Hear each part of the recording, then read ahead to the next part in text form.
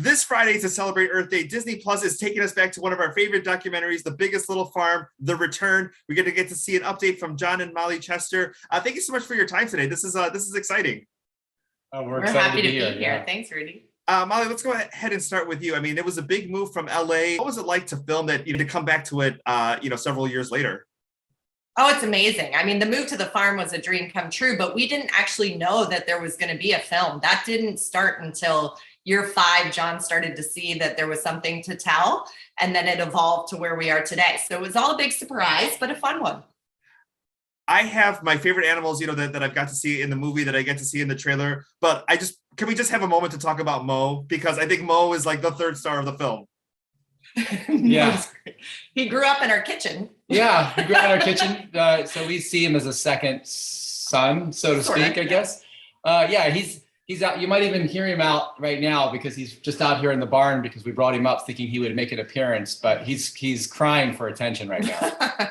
John, as far as you, is there an unexpected animal that you became, either close with or got to appreciate more than maybe going into this whole process in the beginning? I gotta say it's probably the antagonist of our life, the coyote. To be honest, I didn't think that I would become so really inspired and interested in the complexity of how this species has survived and the value and contribution it makes to our farm.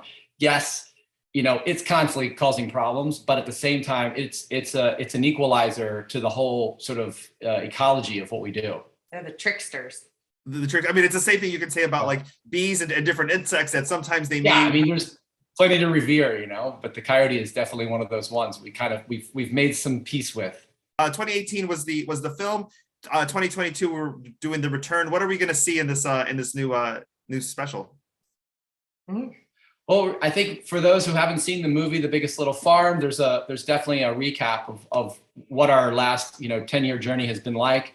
And then we introduce them to really sort of the way that we're going to be continuing to tell stories in an upcoming series, but introducing them to new characters and, of course, reuniting them with some old favorites as well. Since we are celebrating Earth Day, not everybody, can make that move, but there's a lot of people in big cities that do want to make a change, whether it's supporting their local farms or maybe through a donation. What suggestions do you have as far as what people can do, no matter where they live, on making this place a better place for Earth Day? I definitely think it's supporting regenerative farms or farms that practice some sort of regenerative type of agroecology. And I think right now the movement that the biggest movement the entire planet could make is one towards composting, especially when it comes to agriculture. Because there's no reason to throw away these finite nutrients and natural resources that we need to grow food for future generations. There's such an opportunity in schools to become, the composting leaders of this planet. And people can also just follow their own individual bliss, which I think is what the world needs, is for all of us just to come alive.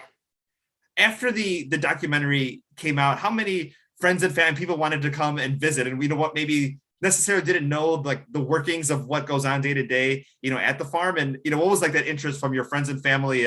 Former friends have been worried about us for a long time.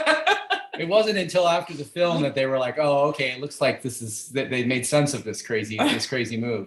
But it's been fun to watch that, and also even neighbors who thought that this was a ridiculous thing, and I understand in the beginning, who've come around and really sort of started to participate and be curious about the sort of different methods of regenerative farming.